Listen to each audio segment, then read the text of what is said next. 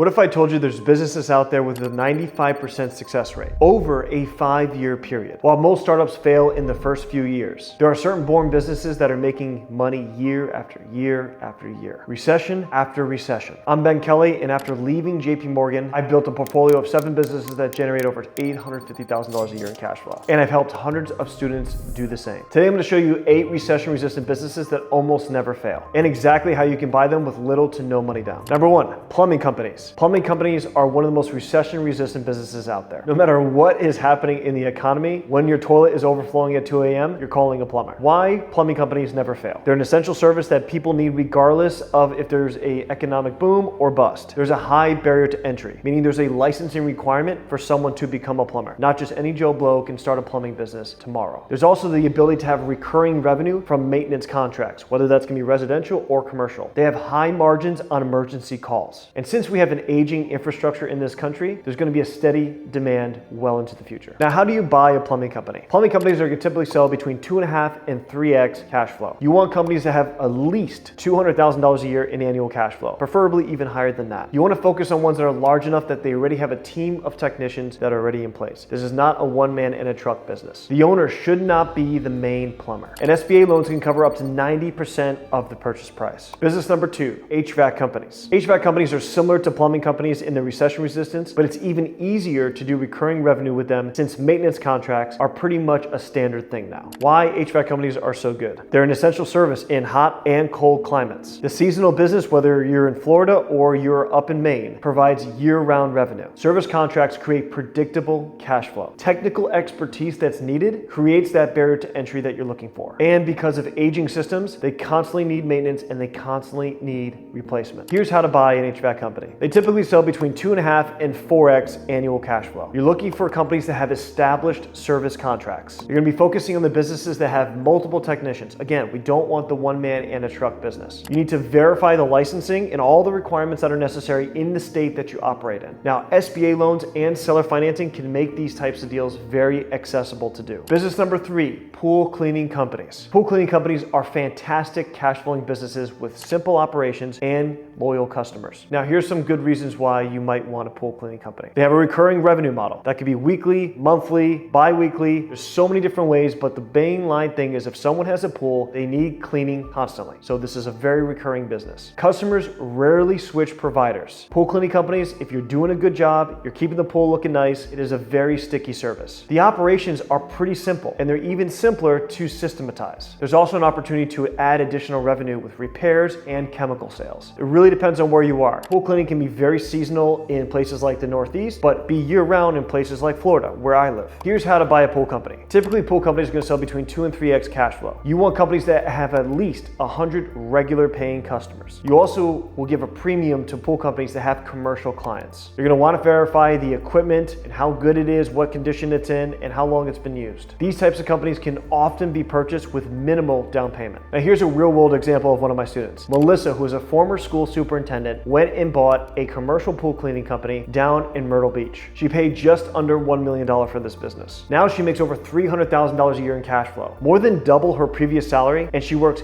half as many hours. Business number 4 is junk removal. Now, junk removal is a pretty simple operation with low overhead and high margins. Why do junk removal businesses never fail? Here's why. People have a lot of junk and they need to get rid of it constantly. Low startup costs means high ROI once you start getting a few paying clients through the door. They have very simple operations that are very easy to manage comparatively. There's also an opportunity for other revenue sources like recycling and being able to sell some of the junk that you're picking up. Also, this business is very straightforward in scaling. Now, how do you buy a junk removal business? They typically sell between 2 and 3x annual cash flow. You want to look for companies that have established commercial accounts. That's going to give you that consistent revenue that's coming in. You want to verify the vehicle condition and the replacement cost. You want to check to make sure they have proper disposal licenses. These businesses are often available with seller financing options. Business number 5, laundromats. Laundromats are the classic set it and forget it business model. Now, why do laundromats never fail? This is an essential service that people need regardless whether they're there is a boom or bust in the economic cycle. These are cash-based businesses with minimal inventory. Also, the labor costs are usually low because most of these are run semi-absentee. The machines are going to work 24/7 without complaints. These are recession-proof and often counter-cyclical. Now, how do you buy a laundromat? Typically, they're going to sell between 3 and 5x their annual cash flow. They have definitely become more popular recently. You want to look for ones in dense residential areas to maximize the amount of customers that will be able to use it. Look for areas around trailer parks or apartment buildings that don't have their own in-house washer and dryer. You want to verify the age of the machine and the maintenance records. You definitely want to check the lease terms and the utility costs at the location you're looking at. Now, if these things are large enough, you can definitely utilize SBA loans to acquire them. If they're going to be a smaller company, specifically under $500,000, then you're going to have to look at seller financing type structures. Business number 6 is nail salons. Nail salons offer recurring revenue with loyal customers doing simple operations. Now, nail salons have a recurring customer base. Everywhere between 2 and 4 weeks, the same customer is going to come back to get their nails done because that's how long a nail polish is going to last on their customer. Now, these are typically pretty high margins when we're talking about nail salons, especially ones that are in high income areas. Additional revenue sources can be product sales sold to those same recurring clients. Also, they are recession resistant. Now, this may be going against what you might think, but regardless of the economic boom or bust cycle, nail salons, especially in residential areas and higher income areas, tend to do well. Now, nail salons will typically sell between a 2 and a 3x annual cash flow. You want to look for established locations that have loyal customers. Very important to verify the lease terms and the location quality. A lot of times these are in strip malls, and sometimes the lease terms can make it to where the owner of the building can take a portion of your revenue. You want to make sure that that is not in the lease terms. You want to check the employee status. Are these W-2 employees or are they 1099 employees? These are also often available with seller financing terms. Here's a real world example. 2 of my students, Ben and Andrea, bought a nail salon with a partner. They bought it in St. Louis for $675,000. Now, Ben and Andrea only put down $35,000 for their down payment, and they're now making a 167% return in year 1 on their purchase. Business number 7, accounting firms. Accounting firms offer high margins and recurring revenue. Now, here are why accounting firms never fail. They're an essential service for both businesses and individuals, B2B and B2C. They have recurring annual revenue because every single year, tax season is coming, whether we like it or not. They have high margins, anywhere between 30 and 50%. Clients rarely switch providers. It's such a pain in the butt to move to a new accountant that people, even if they don't like their accountant, will stay with them. These are recession proof. Now, how to buy an accounting firm. Accounting firms are a little bit different than other businesses. They're typically going to sell between 1 and 1.1x annual revenue of the previous year, not cash flow. You're looking for firms where the owner is ready to retire in the next couple years. You don't want to buy a firm where the owner is going to leave the day after closing. You want them to stay around for at least 1 to 2 years after